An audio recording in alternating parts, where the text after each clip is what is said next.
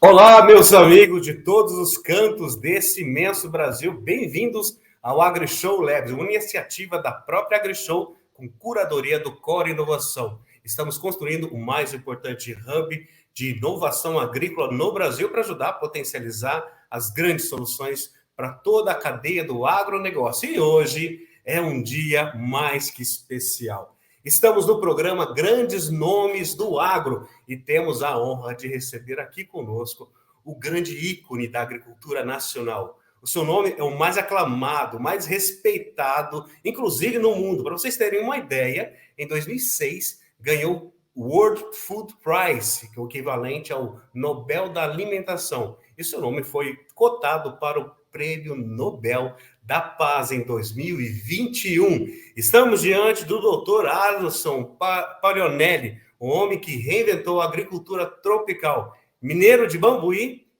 agrônomo em 1959 pela Escola Superior de Agronomia de Lavras, foi secretário da Agricultura de Minas, onde criou incentivos para a inovação tecnológica que tornaram Minas o mais alto produtor de café do Brasil. Foi ministro da Agricultura do governo Ernesto Geisel e tratou de modernizar a Embrapa e promover a ocupação econômica do Cerrado brasileiro. Foi ele que implantou um ousado programa de bolsas de estudos para estudantes brasileiros nos maiores centros de pesquisa em agricultura no mundo. Cuidou também da reestruturação de crédito agrícola e do readequação da ocupação do bioma amazônico. Também foi presidente do Banco do Estado de Minas Gerais, deputado, presidente da CNA, Confederação Nacional da Agricultura, voltou a ser secretário da Agricultura do governo Hélio Garcia e permaneceu ao cargo até 78. Hoje, exerce o cargo de presidente executivo da Abramilho, desde 2010. Ministro Alisson Palionelli, eu quero dizer que é um privilégio a sua presença aqui conosco no AgriShow Labs. Muitíssimo obrigado por aceitar o nosso convite. A honra só pode ser minha. É uma oportunidade de estar contribuindo com esse fabuloso AgriShow que tem feito e prestado tantos serviços à agropecuária brasileira.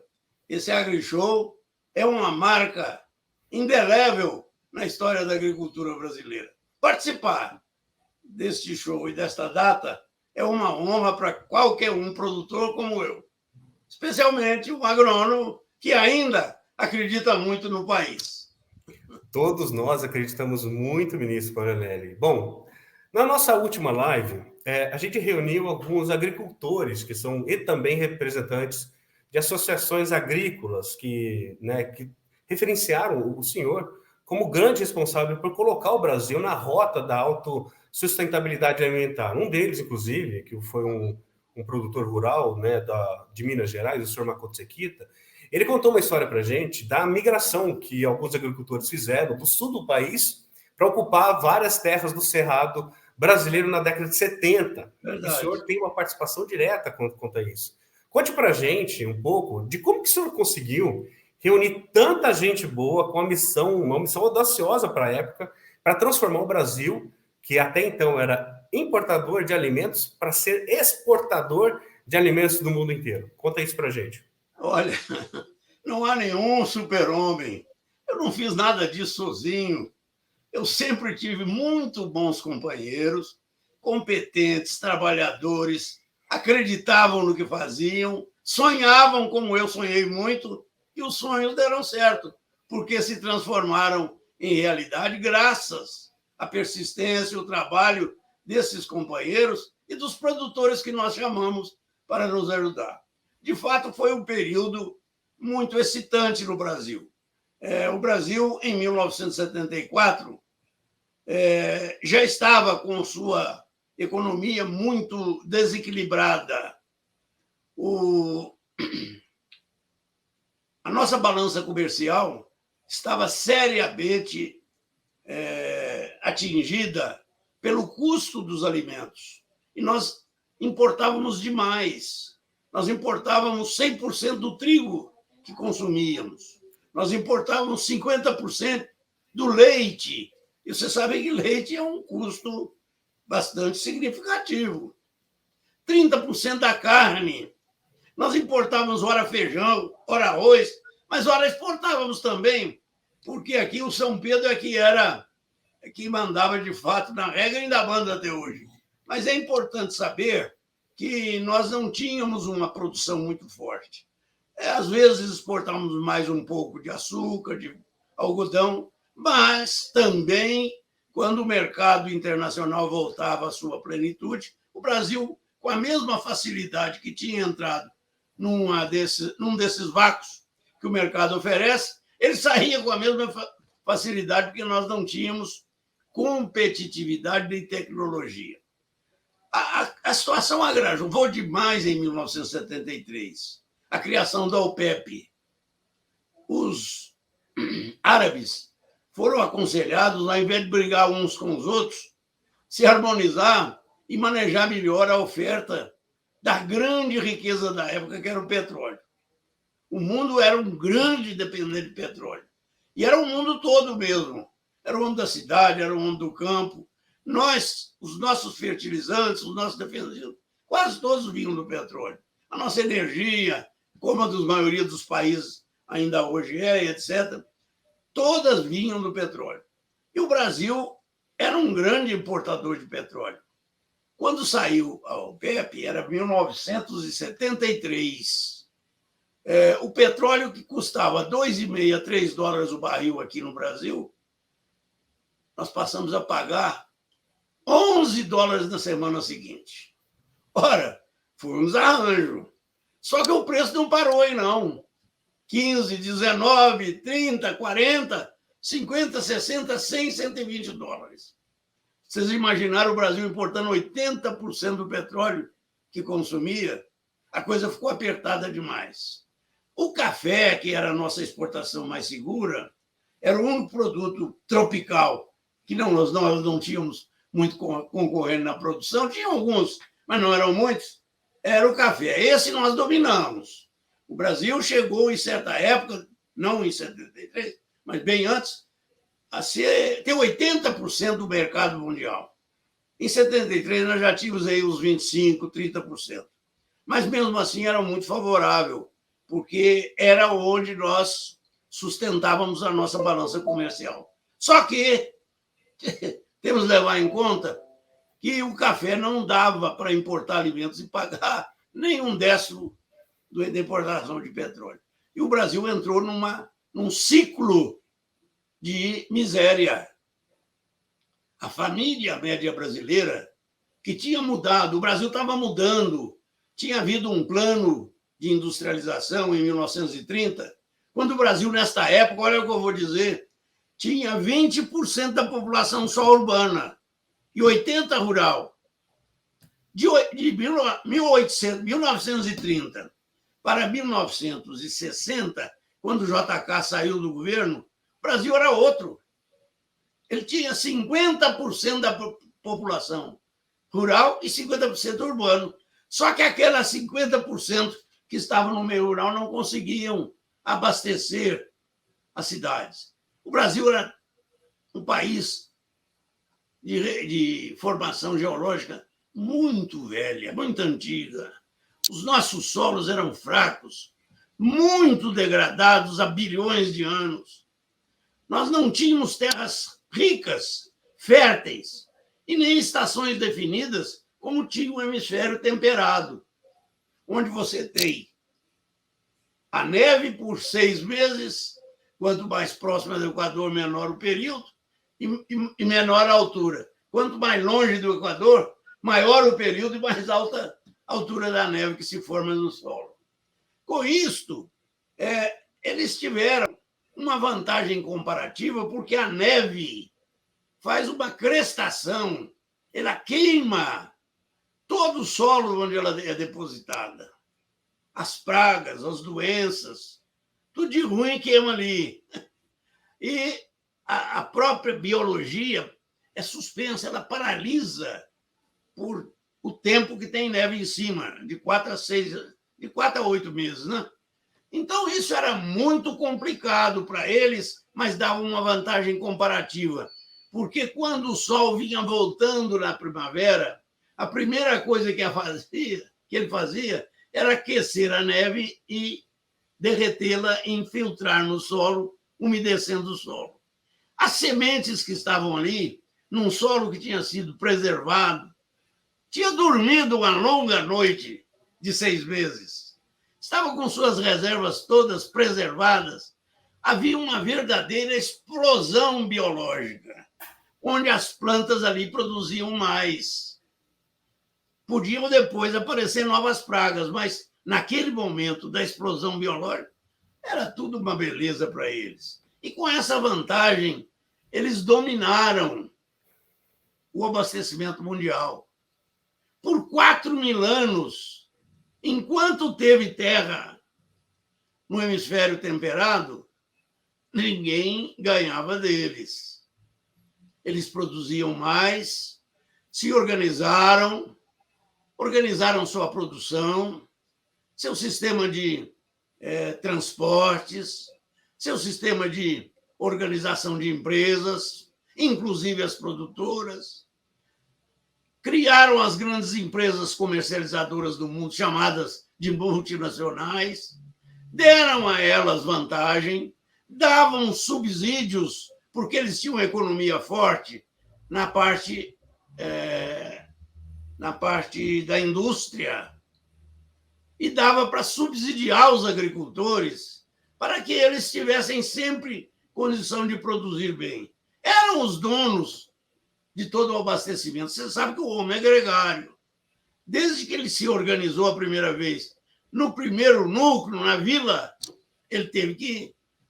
A caça e a extratividade não resolveram mais o seu problema. Ele teve que plantar, ele teve que colher, ele teve que se organizar, teve que fazer estoques, teve que fazer abastecimento. E eles ganharam isso, ninguém tinha dúvida. Só que, no século passado, ainda no século XX, uns estatistas lá de Londres começaram a advertir as lideranças. Olha, o mundo está crescendo em população numa equação geométrica empinada. E a oferta de alimentos está numa equação aritmética, já deitando na curva, né? Então, o que aconteceu? Vocês tomem cuidado, porque o mundo vai passar fome. Olha, tinha acabado a Terceira Guerra, ninguém estava querendo saber se ia passar fome ou não. Chegaram à conclusão única, que depois da Terceira Guerra não poderia haver guerra bélica, porque eles tinham descoberto e desenvolvido a ciência físsil, as bombas atômicas. E não foi só um lado. Lembram que eles eram aliados. Todos os aliados tiveram acesso a essa ciência. E todos eles se preveniram. Então, ficou muito claro que o mundo não podia ter mais nenhuma guerra bélica. Na hora, o homem sempre... O homem é muito cioso. Ele disputa lugar. Ele é competitivo.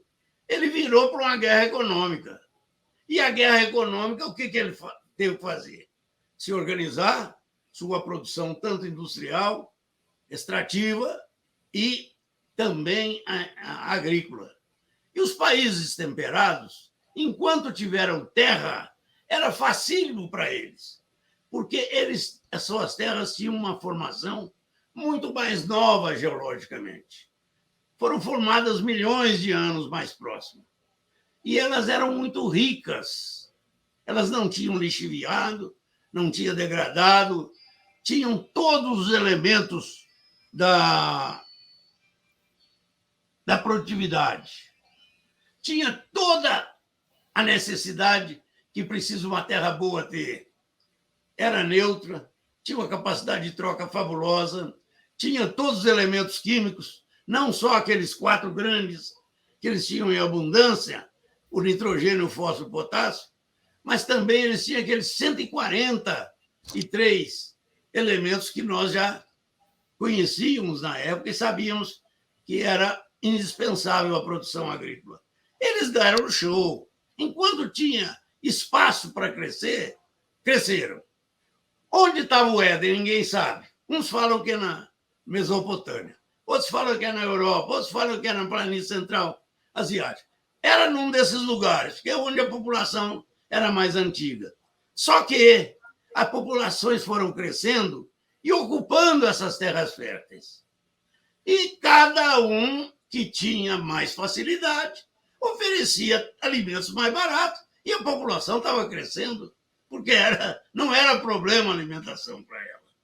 Isso veio até o século passado, quando Malthus e seus seguidores advertiram: olha, vocês estão errados, é preciso de descobrir uma nova forma de produzir, porque só a área temperada não vai dar para abastecer o mundo.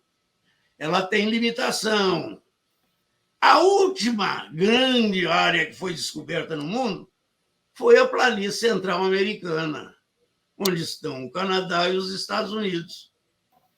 Foi a salvação, porque eles ali, por 100 anos, empurraram a teoria de Malthus para frente. Só que em 1968, a coisa aconteceu. As duas curvas se cruzaram. Os estoques vinham baixando.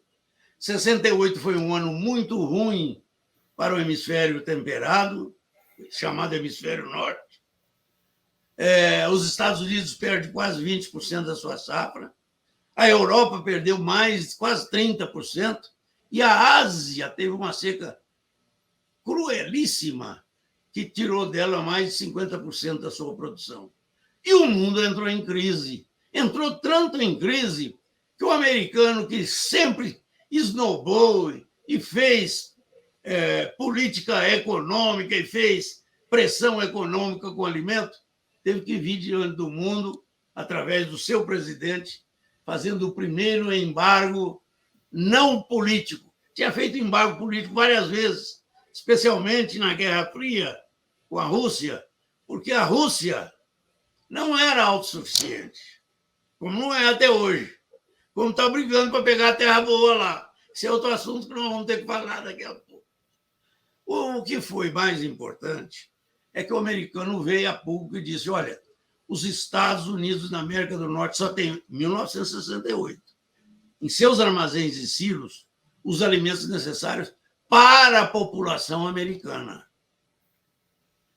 Por 6 meses, tempo suficiente, usou o presidente, para plantar e colher a nova safra. Nós não podemos entregar os negócios já feitos em bolsa. Era um escândalo aqui na época. Foi uma verdadeira bomba atômica que se jogou no abastecimento mundial. O alimento triplica de preço.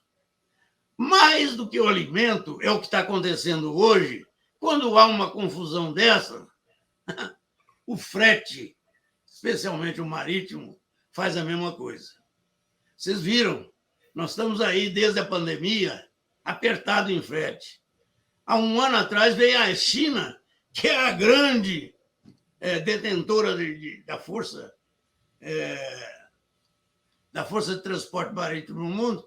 Olha, nós não vamos ter nem os containers necessários para puxar tudo que precisa. Houve um tumulto aí, nós estamos pagando hoje frete até 10 vezes mais caro. A população brasileira, em 1968, sofreu demais. Ela gastava a metade de toda a sua renda. Olha o que eu estou dizendo, não é salário mínimo, não. Era renda familiar. Todos trabalhavam, todos ganhavam e faziam uma renda. Eles gastavam metade daquela renda só com alimentação. Isto foi muito apertado. Eles pioraram a condição de vida, não sobrava dinheiro para vestimenta, para transporte, para residência. Imaginem saúde, educação. Houve uma deteriorização terrível, um enfavelamento muito grande, a saúde abandonada, e a infraestrutura não tinha dinheiro para fazer. Foi um período muito ruim para o Brasil.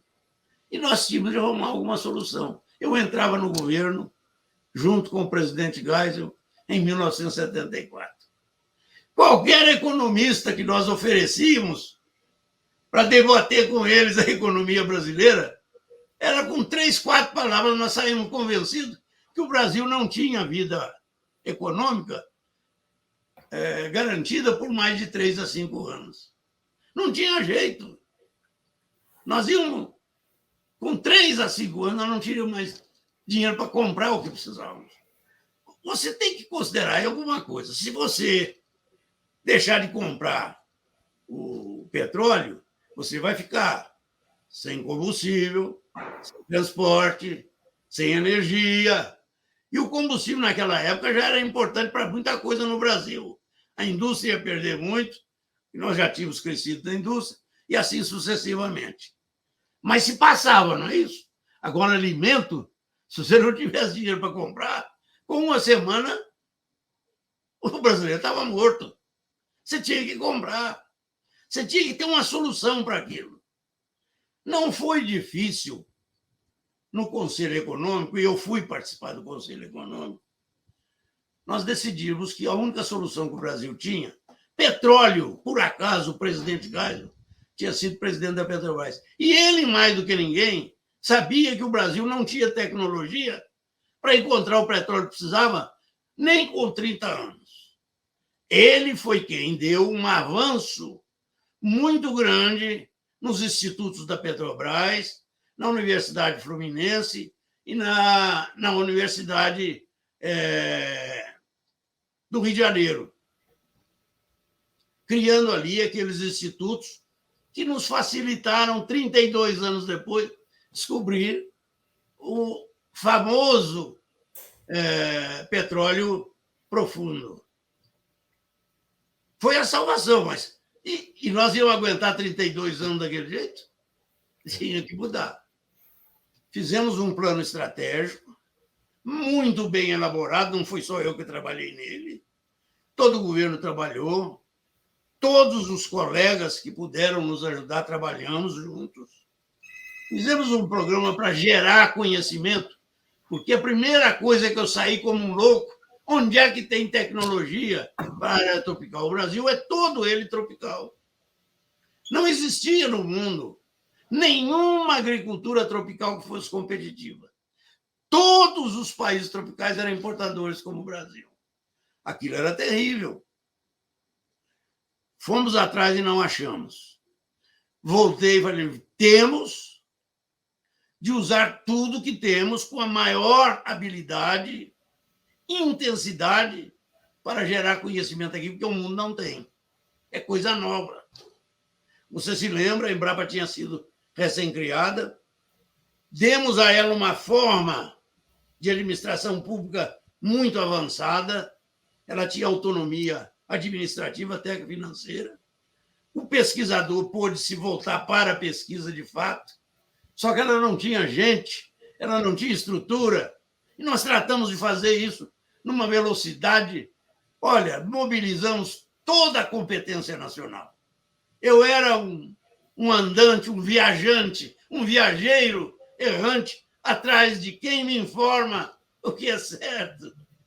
Não foi fácil, mas, graças a Deus, o Brasil teve competência para organizar sua Embrapa, treinar pessoal, fazer com que esse pessoal fosse capaz de se preparar rapidamente para fazer o que nós não tínhamos feito em 500 anos. Abrimos um concurso para 1.000 profissionais, só apareceram 52 pós-graduados. É lógico que mandamos contratar os 52 na hora, e os outros nós classificamos. E eu corri atrás de uma bolsa, de uma ajuda internacional, de 200 milhões de dólares, para treinar o restante, porque nós não íamos fazer tecnologia sem que o sujeito tivesse preparado. Fomos nas estaduais, reforçamos todas elas, demos dinheiro para elas progredirem e participarem também, fomos nas instituições privadas. Foi fabulosa essa iniciativa da Embrapa. Nós precisávamos de quem estava produzindo dentro de um sistema integrado de pesquisar e desenvolver, tanto sob o ponto de vista de governança, de capacidade gerencial e ainda dar resultados. Fez muito bem a Embrapa de encostar também nesse pessoal.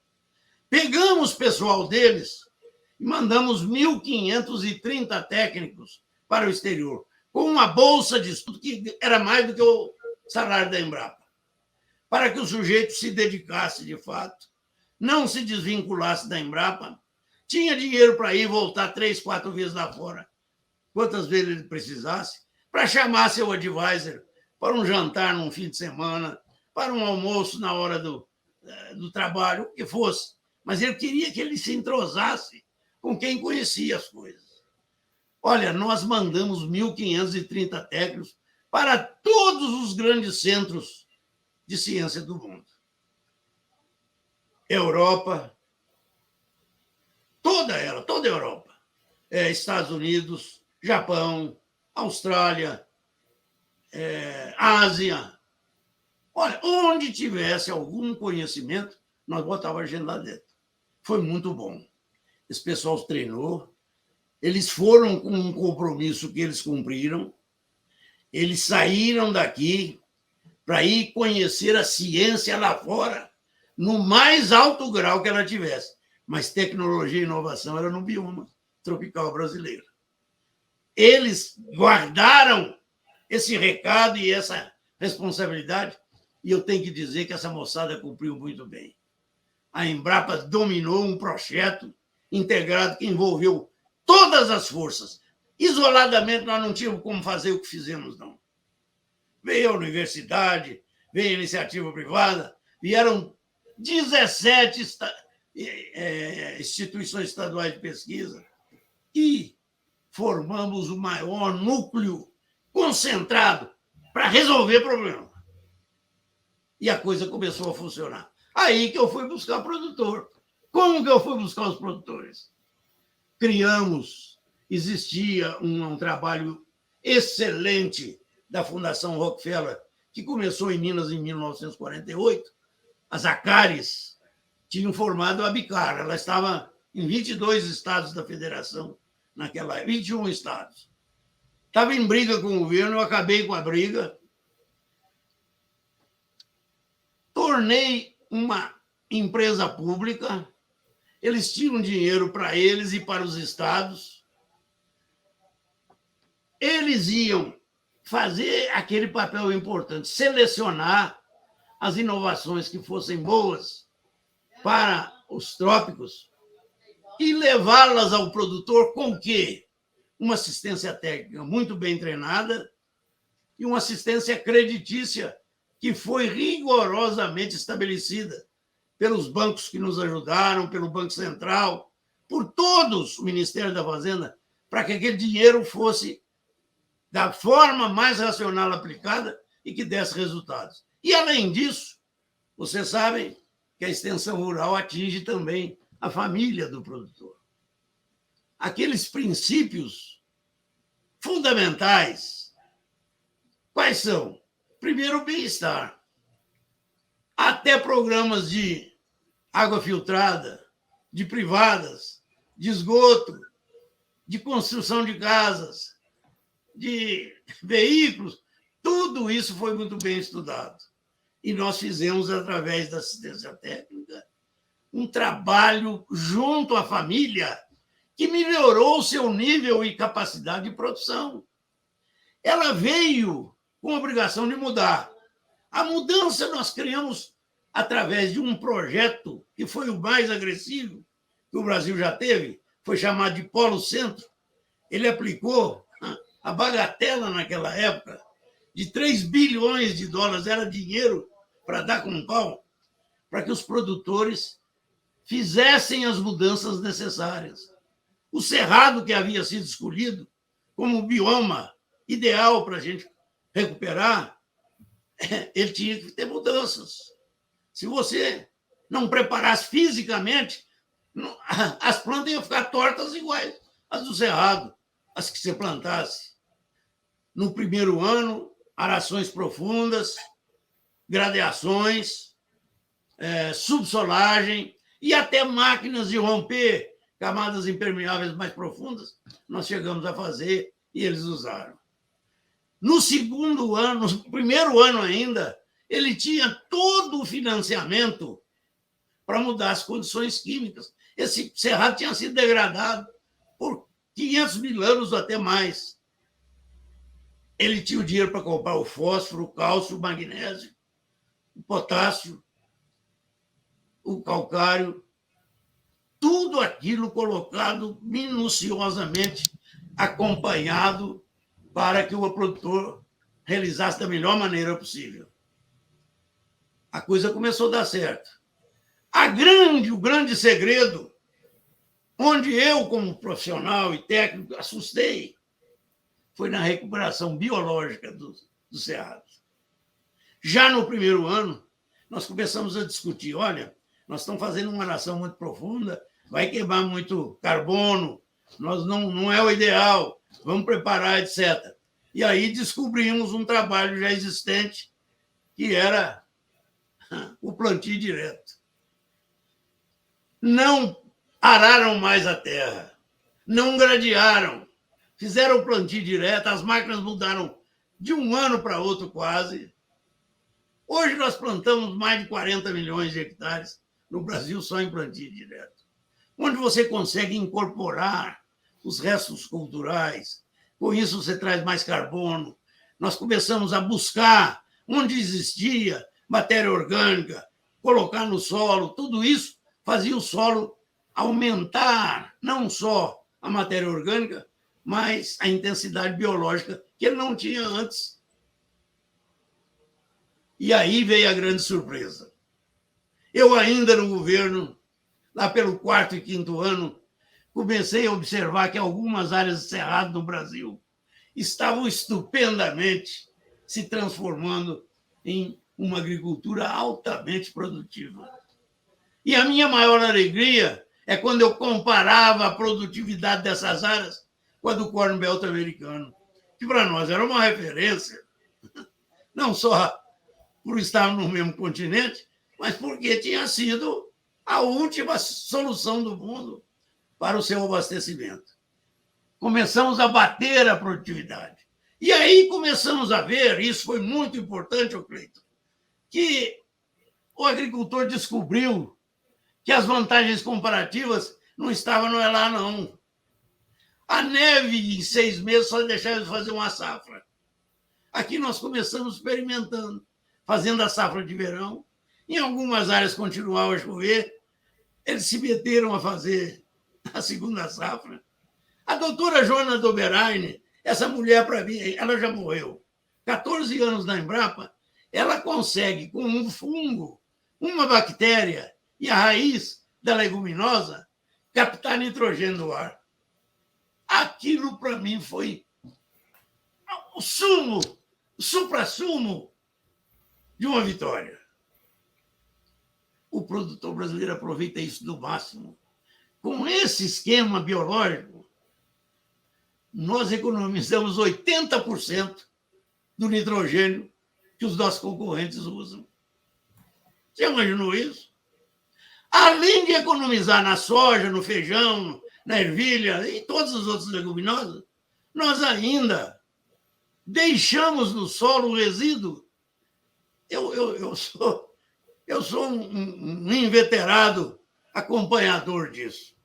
Minha propriedade, todo ano, na hora que a planta começa a nascer, eu sou o que arranco de vez em quando uma para ver aquele nódulo vermelho, avermelhado. Aquilo ali é um nitrogênio puro, que a planta usa o quanto precisa e ainda deixa no solo um resíduo de 130 a 150 quilos de N por hectare, possibilitando a nossa segunda safra num preço muito mais barato de qualquer lugar do mundo. Com a irrigação, logo em seguida, a irrigação no Brasil começou mais tarde um pouco. O primeiro projeto de irrigação maior, foi em 1980, foi eu que fui lá. Desculpe, 1974, foi eu que fui lá implantar. Começamos a descobrir que esse plano produzia 3 safras no ano. Quanto mais próximo do Equador, melhor era a equação, tinha mais calor, mais vida, mais luz, os solos recebiam melhor, mais umidade, tudo isso.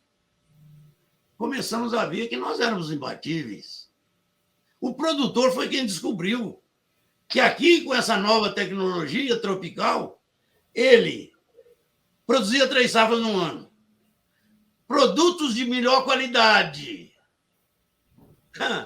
e preço mais barato.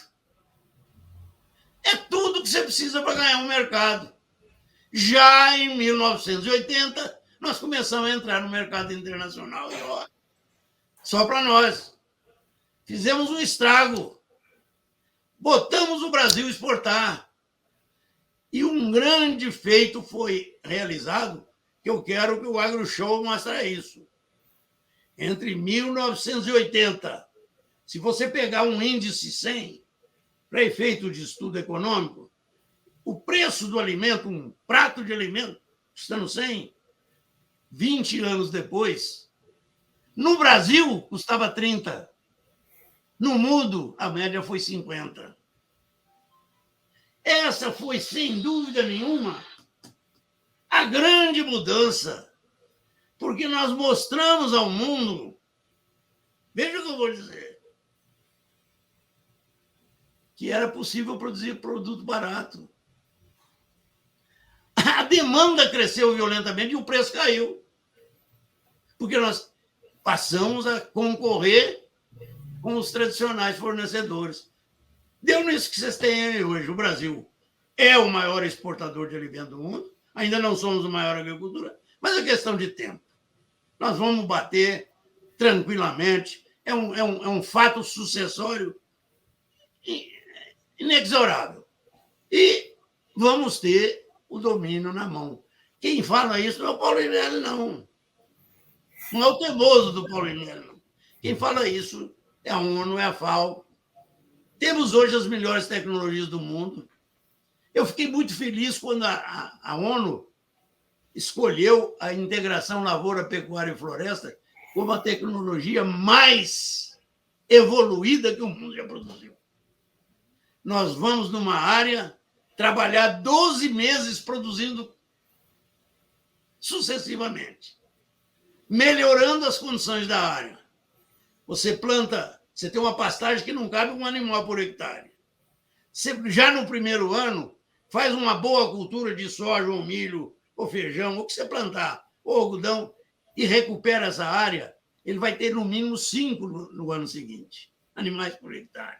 E se ele trabalhar direito, no segundo, terceiro ano passa para 10.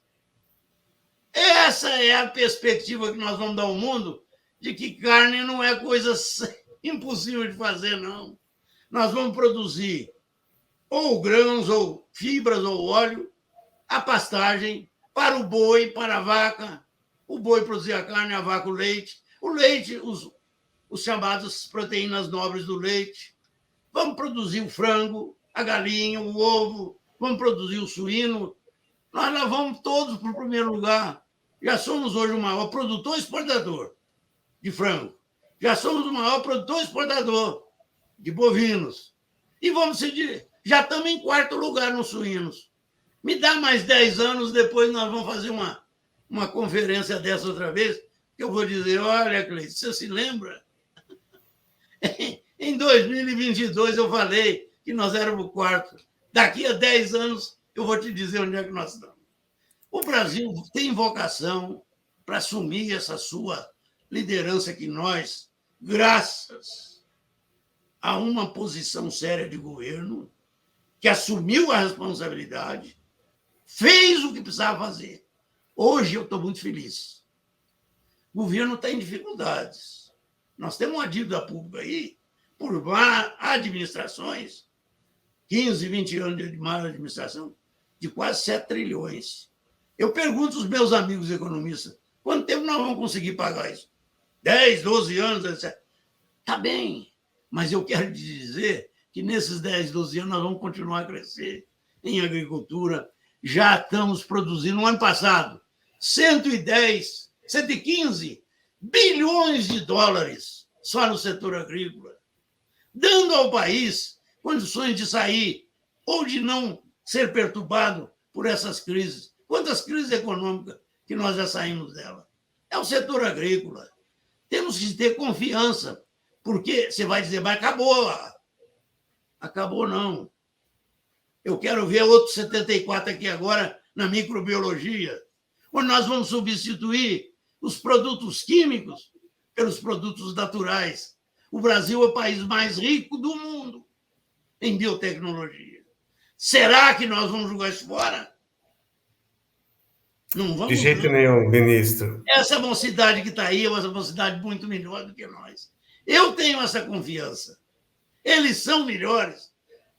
Usaram da tecnologia muito mais do que nós, a TI. A tecnologia da informação, eles são craques. Eu vou te confessar um negócio. De vez em quando eu me amarro nesse diabo desse computador aqui, ou nessa diaba dessa peça aqui, e não funciona. Eu chamo minha neta ali, que tem 6 anos, ela vem aqui com 2 dedinhos e 2 toques. E vovô, mas o senhor não sabia disso? Eu fico feliz, viu? Essa é a juventude que eu estou vendo que vem me substituir. Eu confio neles, viu? O Brasil não tem outro destino a não ser ir para frente. A não ser que a gente faça bobagem, como já fizemos várias vezes, né? Precisamos ter juízo.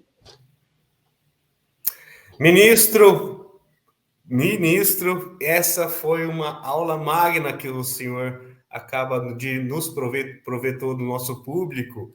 Foi um deleite viajar com o senhor em toda a história da agricultura brasileira, tendo o senhor, com certeza, mais do que um ministro, mais do que um secretário, o senhor é um cidadão brasileiro. E ficamos sou um companheiro. Ficamos muitíssimo honrados em ter toda essa história junto com o senhor, muito esse positivismo, né, de toda a dificuldade que nós vivemos, do que nós temos enfrentado hoje no Brasil e no mundo, e sempre com a gana, e sempre com a garra, e sempre com a certeza, embasada, inclusive, desses novos jovens que estão aí para revolucionar cada vez mais a nossa agricultura e posicionar o nosso país no lugar que é de direito, que é de destaque.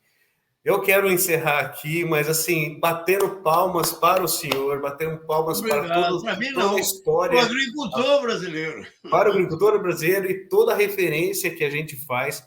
A gente reverencia ao senhor. Obrigado demais. O mundo agrícola, o Brasil inteiro, deve muito ao senhor. Então, muito obrigado. Obrigado por participar e trazer toda essa história, toda essa vocação como brasileiro. O senhor é um inspirador para os nossos novos jovens que estão aí dentro da agricultura e fora dela também. Muito obrigado, pessoal. Obrigado, esse foi o Grandes Nomes, e um grande nome mesmo, do Agro, um programa da AgriShow Labs. Nós voltaremos com mais programação durante toda a jornada. Pessoal, nós já escolhemos as 10 startups que estarão conosco na Feira AgriShow deste ano, entre 25 e 29 de abril. Então, dê uma passada pela AgriShow de Ribeirão Preto, estaremos lá com esses projetos para um exemplo do que nós temos para entregar já hoje com olhar para o futuro. Muitíssimo obrigado, ministro. Eu que agradeço. Continuo acreditando no Brasil e principalmente nessa juventude. Muito obrigado. Parabéns. Até mais. Até mais. Um abraço. Pessoal. Tchau.